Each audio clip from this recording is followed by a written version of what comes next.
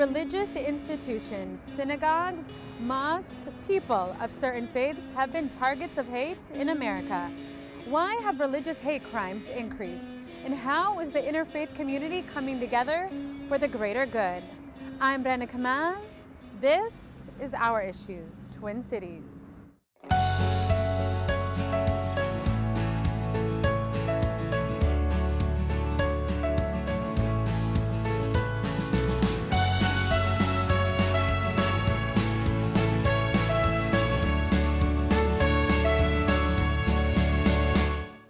It's a place of gathering, a place of worship, and perhaps safety for many in the Muslim community. But over the course of the last few years, mosques across the country have been victims of vandalization, harassment, and arson. This past October, a Minneapolis mosque received a letter threatening to blow it up. It's hatred and threatening, it's hate of immigrants, hate of African Americans, hate of Muslims. Oumer Wako is the executive director of Tawfiq Islamic Center. How did it unhinge and affect the safety and security of those who attend the mosque? We are always taking measures. We have been working with the law enforcement, agencies. They are also following, everything. They are helping us with this. And we tried our best to, by installing security cameras, by telling the people to watch anything different, anything out of place. Religious hate crimes have elevated in the U.S. over the last few years. More than 100 Jewish centers around the country have been targets of hate. Dozens of headstones in Jewish cemeteries were destroyed in recent months, striking fear in the rise of anti-Semitism. Probably the higher profile of, say, the JCC bomb threats has deepened people's concern, and rightfully so. Rightfully so. Steve is the executive director of the Jewish Community Relations Council. Why has there been a surge of anti-Semitic hate crimes recently?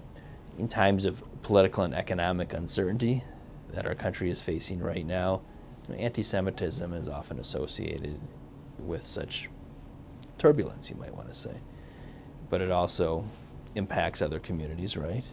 Certainly what's generally in the atmosphere, for instance, has impacted the Muslim community too. Increased terror attacks around the world by ISIS, the Islamic State of Syria and Iraq, led to President Donald Trump's travel ban, or what many call a Muslim ban. The first executive order, signed only 7 days after his inauguration, called for the ban of 7 majority Muslim countries, receiving backlash across the country. After a Washington judge halted the ban, it was reinstated only a month later, this time leaving out Iraq and requiring a 90-day temp on visa holders entering the U.S., which was yet again put to an end by this time a federal judge from Hawaii. We as Jews who have been kept out of so many countries throughout the world, what do we do? How do we make sure that that doesn't happen? We were kept out of this country in World War II. This is not the America that we have grown to know. With all of its faults, it never was that. This is not who we are as a nation, and this is not who we are as people of God.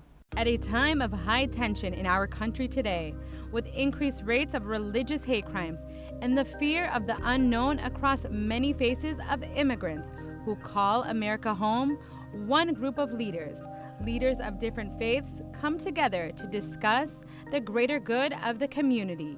Over the last year, or few years I should say, religious hate crimes have increased.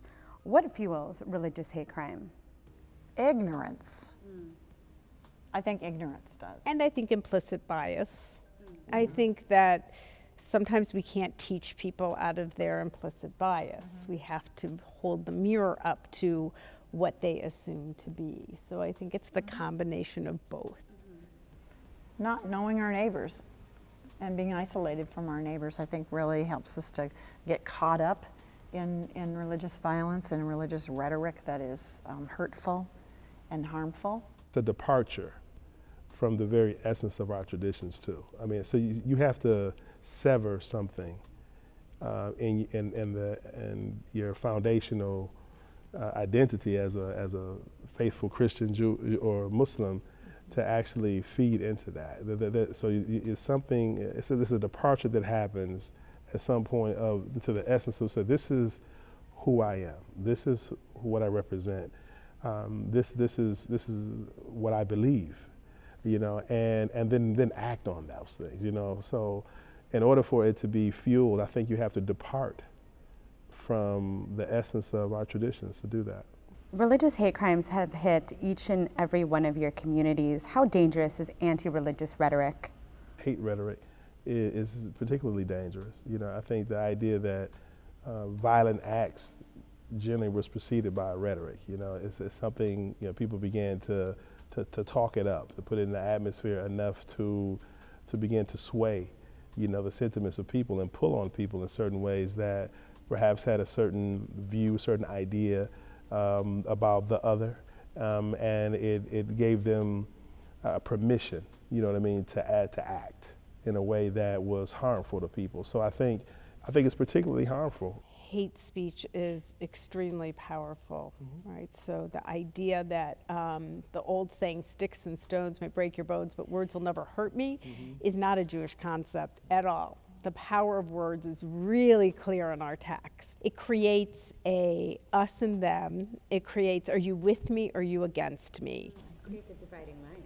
It creates a huge division. We have to supersede that. We have to go above that. We have to see the oneness. And all of our traditions have sort of a mystical perspective and tradition that sees the oneness of the world. That goes across every divide. That is the oneness. Along with other faith leaders in the community, Imam El-Amin, Rabbi Zimmerman, and Pastor Zabel meet once a month. In different parts of the world, people from your three religions are fighting each other. So as faith leaders in your community, why are you sitting amongst each other? We all agree that interfaith dialogue is the antidote to religious violence and religious hatred, which is based on misunderstanding and accepting views from the people who are around you without actually having a relationship with someone who is a different religion, different background, a different narrative. And we really believe in the power of sharing narratives. That, by and large, allows us to weather, you know, a lot of storms that come that naturally would want to pull at us, you know, in different ways. And the trusted relationships that we have allow us to even have difficult conversations when we need to have those things, but still remain committed, you know, to being at the table and being friends. But I think that's our role, is to continually show people how they can begin to break those barriers down. When we return, how a hate crime changed one woman's life. Anti-Muslim rhetoric has reached an all-time high. Today, 1 in 5 Muslims are subjected to hate crimes.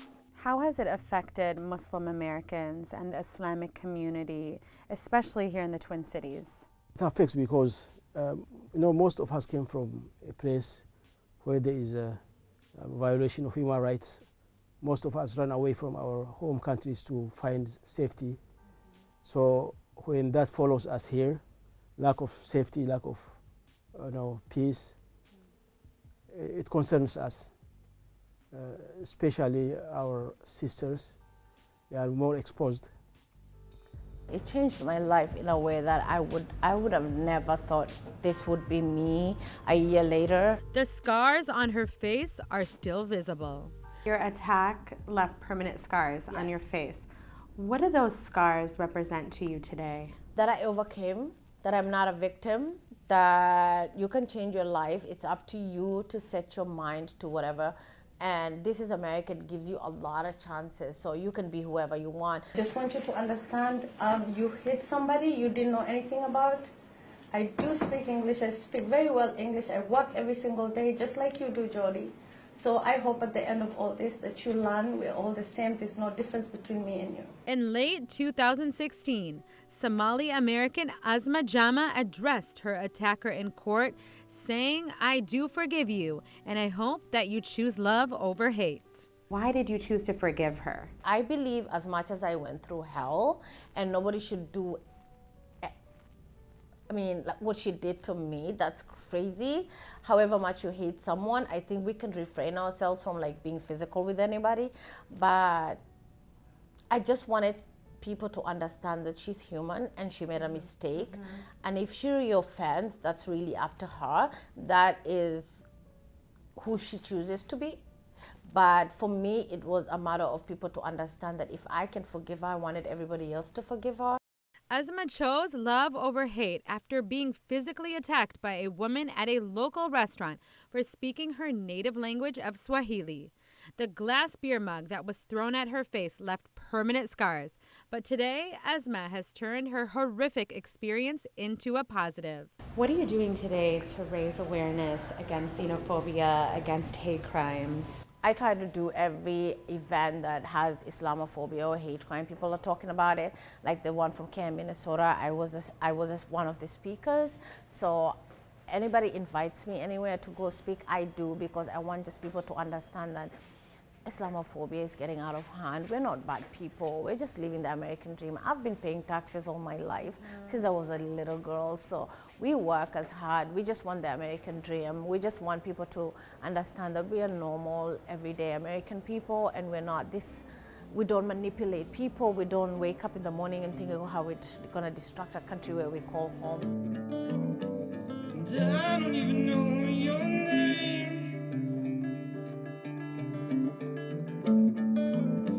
You don't even know my name.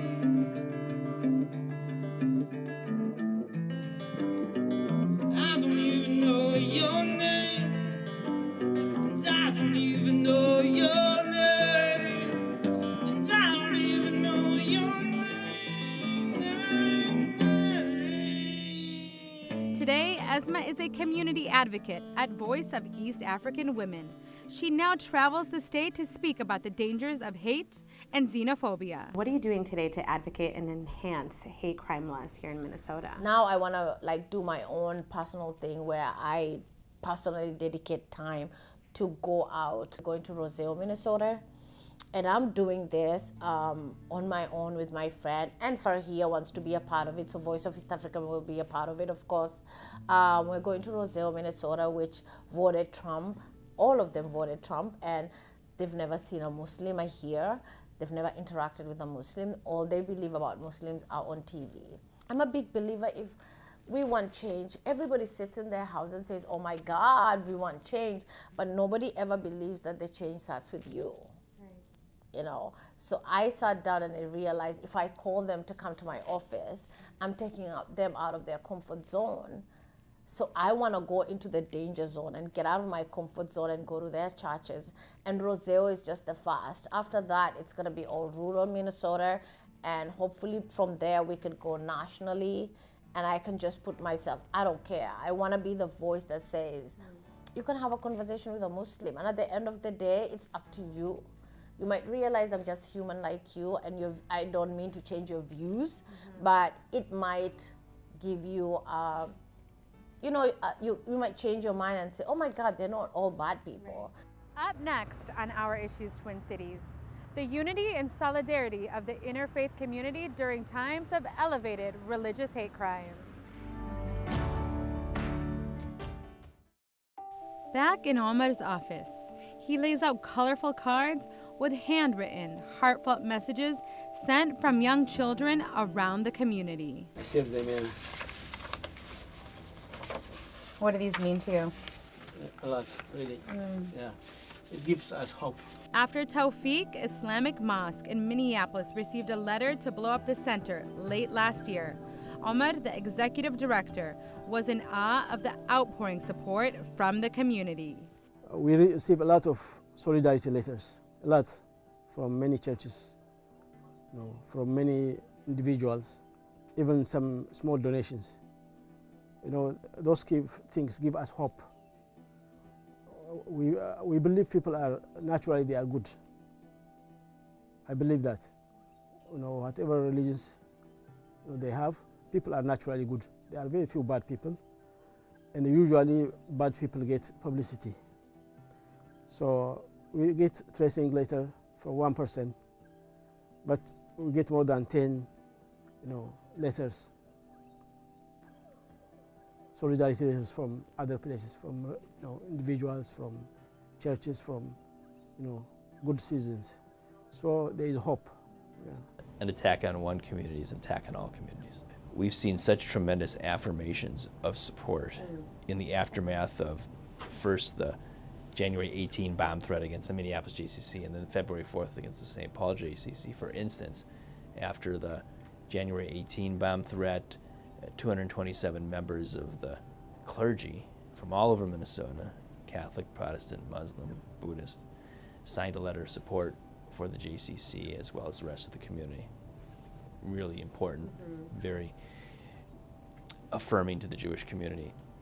You may have seen about 2 or 3 weeks ago on a Friday, the Muslim community placed an ad in the Star Tribune affirming its support. Mosques, schools, Muslim civil rights organizations. This is how we take a difficult situation and convert it into something that's community building. And the malicious people that are behind cemetery desecrations or bomb threats, they want to divide the community. What's the remedy? Let's unite the community. To help further protect the Jewish communities in the Twin Cities, the Minneapolis Foundation has created a fund called The Faith in Each Other to help enhance security. How important, how essential is security, especially in the current political climate that we live in today? We know what the trajectory of security needs in terrorism well before 9/11. It's unfortunately a sad fact of modern life that in some ways it has become more dangerous and that institutions are seen as soft targets. So we have to protect ourselves, right? Going forward, we have to continue to balance community security needs with institutions that are open and welcoming and warm for all who want to come. The most important thing we can demonstrate is resolution. In a sense, be resolute. We're going to go to the mosque, we're going to go to the synagogue, we're going to go to the JCC, we're going to go to the school, and we're not going to be deterred by threats of violence. But we've also got to protect ourselves so people feel confident when they go to the mosque, synagogue, church, school, whatever the case may be. So that's our goal, is to address these ills of our world in 2017 without giving into it. One of the reasons we remain faithful is because we still think it's that power in the world that can change things. It's the only power that can change things, really, for long last. Yeah. Because war and violence and anti-racism, all the racism that has, it tears down. It tears down the creation. It tears down our relationships and our sense of community and our oneness. Society. Sure. How important is it as religious leaders of your community to come together, regardless of one's faith? It's really been game-changing, I would say. I've seen the transformative nature of what it means to share space and share time, and be committed to that space and that time with one another. And it was just a beautiful thing that seemingly is very simple. It seems simple, but it takes a commitment to be there too. You know what I mean? So there is a commitment to be there. There's on any given day, there's a million things that we could all be doing, and for us to make certain that we try to be there unless something unforeseen or we're traveling or something like that, but we try to make a strong effort to do that, and that's paid off big, not only for us but for our congregations too. Given the political climate that we're living in today, the rise of anti-religious hate crimes, as faith leaders of your community, what message do you have for your communities? Borrowing from the words of Martin Luther King Jr., love is always stronger than hate, and you will never end violence with more violence. And so we need to continue to look at ways that we can learn to love each other in concrete ways. One of my favorite sayings is that we have one roof and many doors, and people come into this community and this congregation through many doors. many, many doors. And we need to be under one roof. And one roof is about feeling connected and feeling protected and feeling open and free to hear the stories of people who have come in another door. We built this congregation in the 1920s, and outside the pillars on Emerson Avenue, the front of this building, is an Isaiah quote, "May this house be a house of prayer for all peoples," welcoming people and making sure that we learn from each other is what this has been all about. Anti-Semitism was rampant here in the 1920s in Minneapolis, and so we wanted a belief in religious freedom. That's very much what this building communicates in so many ways. And so the idea that all should have religious freedom. There's something bigger at play, you know, and I think to make sense of this in my mind is to say that this is a way that I believe God, the Creator, actually sometimes He creates circumstances or allows circumstances to happen so that the good people can show themselves, can stand up and be counted right now. And I've been amazed at the response of good people around the world, you know, but particular, you know, in America and locally here in Minnesota. It's been great. Thank you for joining me this week on Our Issues Twin Cities. I'm Rana Kamal. See you next time.